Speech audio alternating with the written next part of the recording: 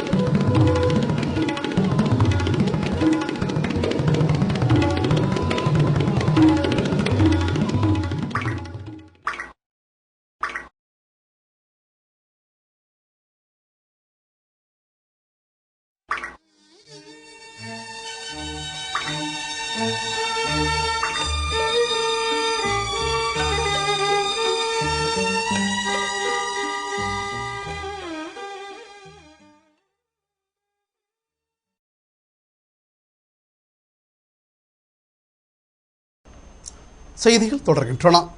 புதுவை உப்பனாற்றில் பாலம் கட்ட நடவடிக்கை எடுக்கப்படும் என்று உருளையன்பேட்டை தொகுதியில் நடைபெற்ற விழாவில் முதலமைச்சர் திரு வைத்தியலிங்கம் பேசினார். புதுவை உருளையன்பேட்டை தொகுதி கண்டாக்டர் தோட்டம் பிரியதர்ஷினி நகரில் உள்ள திருவிக அரசு உயர்நிலைப் பள்ளியில் 2,25,00,000 செலவில் 19 புதிய வகுப்பறை கட்டிடங்கள் கட்டப்பட உள்ளன. இதற்கான அடிக்கல் நாட்டு விழா நேற்று மாலை நடைபெற்றது. விழாவிற்கு உருளையன்பேட்டை தொகுதி திமுக சட்டமன்ற உறுப்பினரும் மாநில இளைஞரணி அமைப்பாளருமான திரு சிவா அனைவரையும் வரவேற்று தலைமை தாங்கினார். விழாவில் சிறப்பு விருந்தினராக கலந்து கொண்ட முதல்வர் திரு வைத்தியலிங்கம் புதிய வகுப்பறை கட்டிடங்களுக்கு அடிக்கல் நாட்டி பேசினார். அப்போது அவர் பேசுகையில், முன்பு இப்பள்ளிக்கு வகுப்பறைகள் கட்டுவதற்கு பணம் இல்லை என கிடப்பில் போட்டனர். ஆனால் அதனை நாங்கள் மாற்றி இப்போது 2,25,00,000 நிதி ஒதுக்கி புதிய வகுப்பறைகள் கட்டும் பணியை துவக்கியுள்ளோம். இதன் மூலம் இப்பள்ளிக்கூடம் இன்னும் சிறப்பாக வரும் என்று பேசிய முதல்வர், உப்பனாற்றில் பாலம் கட்டவும் பணம் ஒதுக்கி நடவடிக்கை எடுக்கப்பட்டுள்ளது.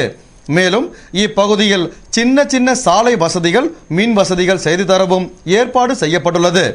இந்த தொகுதியில் சட்டமன்ற உறுப்பினராக இருக்கும் நண்பர் திரு சிவா தொகுதி பணிகளை வெகு சிறப்பாக செய்து மக்கள் மனதில் நீங்கா இடம் பிடித்துள்ளார். அதன் அடிப்படையில் உருளையன்பேட்டை தொகுதியின் நிரந்தர சட்டமன்ற உறுப்பினராக தொகுதி மக்கள் அவரை தேர்ந்தெடுப்பார்கள் என்பதில் ஐயமில்லை. ஒரு தொகுதியின் சட்டமன்ற உறுப்பினர் அந்த தொகுதியின் வளர்ச்சி பணியில் எவ்வளவு கவனம் செலுத்தி செயல்படுகிறாரோ அந்த அளவிற்கு தொகுதி மக்கள் மனதில் இடம் பிடிப்பார். அந்த வகையில் சட்டமன்ற உறுப்பினர் திரு சிவா தொகுதி மக்களின் செல்வாக்கினை பெற்றுள்ளார் என்பது எனக்கு கண்கூடாக தெரிகிறது என்று பேசினார். பின்னர் நடைபெற்ற விழாவில் பிரியதர்ஷினி நகர் பகுதியில் 1,50,00,000 செலவில் அடுக்குமாடி குடியிருப்புகள், 1 கோடி செலவில் தொகுப்பு கடைகள் மற்றும் சமுதாய கூடம் கட்டுவதற்கான பூமி பூஜை நடைபெற்றது. இதில் சட்டமன்ற உறுப்பினரும் திமுக இளைஞரணி அமைப்பாளருமான திரு சிவா தலைமையில் முதல்வர் திரு வைத்தியலிங்கம் பூமி பூஜையினை துவக்கி வைத்தார். விழாவில் புதுவை நகராட்சி தலைவி டாக்டர் ஸ்ரீதேவி, பள்ளி கல்வி இயக்குனர் சுந்தர வடிவேலு, திமுக தொகுதி செயலாளர் தைரியநாதன், பொருளாளர் மாறன், கவுன்சிலர் சக்திவேல், ஆலவந்தான், வட்ட செயலாளர்கள் சாஸ்திரி, பாபு, குரு, தர்மன் மற்றும் யூனஸ், குடிசை மாற்று வாரிய முதன்மை செயல் அலுவலர் கலைமாறன், உதவி பொறியாளர் ஜீவதயாளன், இளநிலை பொறியாளர் உதயகுமார் மற்றும் ஊர் பொதுமக்கள் பலர் கலந்து கொண்டனர். புதுவை தொழிலதிபர் திரு வி.பி. சிவகொழுந்து தனது ஆதரவாளர்களுடன் காங்கிரஸ் பேர் இயக்கத்தில் இன்று இணைந்தார். புதுவை சப்தகிரி ரியல் எஸ்டேட் உரிமையாளரும் சப்தகிரி ஹோட்டல்களின் உரிமையாளருமாகிய வி.பி. சிவகொழுந்து மத்திய அரிமா சங்க தலைவராகவும் செயல்பட்டு வருகிறார். ஆன்மீகம் மற்றும் சமூக சேவைகளில் ஆர்வமுடன் ஈடுபட்டு வந்த இவர் தனது ஆதரவாளர்களுடன் காங்கிரஸ் கட்சியில் இணைய முடிவு செய்தார். இதற்கான விழா புதுவை சுபலட்சுமி திருமண மண்டபத்தில் மாநில காங்கிரஸ் தலைவர் திரு ஏ.வி. சுப்பிரமணியன் தலைமையில் இன்று நடைபெற்றது. வி.பி. ராமலிங்கம், வி.பி.எஸ். ரமேஷ்குமார் ஆகியோர் வரவேற்றனர். மத்திய அமைச்சர்கள் சச்சின் பைலட், நாராயணசாமி, முதலமைச்சர் வைத்தியலிங்கம் ஆகியோர் முன்னிலையில் தொழிலதிபர் VP சிவகொழுந்து தனது ஆதரவாளர்கள் ஏராளமானோருடன் காங்கிரஸ் கட்சியில் இணைந்தார். அமைச்சர் ஷாஜகான் உள்பட பலர் அவரை வரவேற்று பேசினர். விழாவில் பேசிய மத்திய இணையமைச்சர் திரு நாராயணசாமி, புதுவை மாநிலத்தில் நிலையான ஆட்சி வேண்டும், இதனை காங்கிரஸ் கட்சியால் மட்டுமே அளிக்க முடியும். காங்கிரஸ் கட்சியில் இருந்து சிலர் சுயநலத்துடன் விலகி உள்ளனர். காங்கிரஸ் கட்சி ஒரு ஆலமரம், இந்த மரத்தை யாராலும் அசைக்க முடியாது. காங்கிரஸ் கட்சிக்கு சாதி மத பேதம் கிடையாது. ஒரு சிலர் கட்சியில் இருந்து வெளியேறினால் அதற்கு பதிலாக பல ஆயிரம் பேர் கட்சியில் இணைகிறார்கள். காங்கிரஸ் கட்சி தொழிலாளர்கள், மீனவர்கள், தாழ்த்தப்பட்டோர் என அனைத்து தரப்பினருக்கும் பாடுபடும் கட்சி. புதுவை மாநிலத்தின் வளர்ச்சியை கருத்தில் கொண்டு மட்டுமே காங்கிரஸ் கட்சி செயல்படுகிறது என்று பேசிய அவர், கடந்த 7 ஆண்டுகள் முதலமைச்சர் சுகத்தை அனுபவித்துவிட்டு மீண்டும் முதலமைச்சர் பதவி கேட்டு கிடைக்காததால் ஒருவர் கட்சியில் இருந்து வெளியேறியுள்ளார். அவர் காங்கிரஸ் கட்சிக்கு தேவையில்லை. காங்கிரஸ் கட்சிக்கு உண்மையான தொண்டர்களே தேவை. அவர் புதுவை அமைச்சரவையில் ஒற்றுமை இல்லை என்று கூறுகிறார். அவரது காலத்தில் அவரே முதலமைச்சர், அவரே அமைச்சர், யாருக்கும் அதிகாரத்தை பிரித்து கொடுக்காமல் தானே அதிகாரத்தை கையில் வைத்துக் கொண்டார். ஆனால் முதலமைச்சர் வைத்தியலிங்கம் சக அமைச்சர்களுக்கு உரிய அதிகாரத்தை ஜனநாயக முறையில் வழங்கியுள்ளார் என்று பேசிய அவர் சுயநல போக்கோடு தான் வெளியேற்றப்பட்டதாக கூறியுள்ளார். காங்கிரஸ் கட்சி சுயநல போக்கோடு அவரை வெளியேற்றவில்லை. அவர் சுயநல நோக்கோடு செயல்பட்டதாலேயே அவரை கட்சியில் இருந்து சோனியா காந்தி வெளியேற்றியுள்ளார். காங்கிரஸ் கட்சி யாருக்கும் அடிபணியாது. புதுவையில் காங்கிரஸ் திராவிட முன்னேற்றக் கழக கூட்டணி ஆட்சி மீண்டும் அமையும். இதனை யாராலும் தடுக்க முடியாது. அண்ணா திராவிட முன்னேற்றக் கழகம் தேய்ந்து வருகிறது. மீண்டும் புதுவையில் காங்கிரஸ் கட்சி ஆட்சி அமைய அனைவரும் ஒத்துழைப்பு தர வேண்டும் என்று அவர் பேசினார். விழாவில் முன்னாள் சட்டமன்ற உறுப்பினர் மனோகர், மத்திய உணவு பாதுகாப்பு கழக உறுப்பினர் விநாயகம், கவுன்சிலர் சிபி, காங்கிரஸ் ஆலோசனை குழு உறுப்பினர்கள் கிருஷ்ணமூர்த்தி, பிரதாப உடையார், கவிஞர் பாரதிதாசன் மகனும் தமிழ் மாமணியுமான மன்னர் மன்னன், புதுவை மாநில வாணிப செட்டியார் சங்க தலைவர் கலியபெருமாள், புதுவை மாநில போட்டோ ஸ்டுடியோ சங்க தலைவர் பாபு, காங்கிரஸ் வட்டார தலைவர்கள் சங்கர், ஐயப்பன், செங்குந்தர் சங்க நிர்வாகி ராஜா கண்ணு உள்பட 10,000க்கும் மேற்பட்டோர் கலந்து கொண்டனர். புதுவை பாகூர் கொம்யூன் சுள்ளியாங்குப்பத்தில் ஸ்ரீ அங்காள பரமேஸ்வரி அம்மன் ஆலயத்தின் மயான கொள்ளை உற்சவம் நடைபெற்றது. புதுவை பாகூர் கொம்யூன் சுள்ளியாங்குப்பத்தில் எழுந்தருளியிருக்கும் அருள்மிகு ஸ்ரீ அங்காள பரமேஸ்வரி அம்மன் ஆலயத்தில் 44ஆம் ஆண்டு மயான கொள்ளை உற்சவம் நடைபெற்றது. உற்சவத்தை முன்னிட்டு அம்மனுக்கு சிறப்பு அபிஷேகம் மற்றும் ஆராதனை செய்யப்பட்டது. பின்னர் வீதியுலா நடைபெற்றது. இதையடுத்து முள்ளோடை மதிகிருஷ்ணாபுரம் மயானத்தில் கொள்ளையிட்டு அதன்பின் வீதியுலா காட்சி நடைபெற்றது. உற்சவத்தில் ஏராளமான பக்தர்கள் கலந்து கொண்டு மயான கொள்ளை உற்சவத்தை கண்டு அம்மனின் திருவருளை பெற்றனர். விழாவிற்கான ஏற்பாட்டினை சுள்ளியாங்குப்பம் கிராமவாசிகள் மற்றும் நிர்வாக குழுவினர் மிக சிறப்பாக செய்திருந்தனர். விழாவில் கலந்து கொண்ட பக்தர்கள் அனைவருக்கும் பிரசாதம் வழங்கப்பட்டது. இத்துடன் செய்திகள் நிறைவடைந்தன.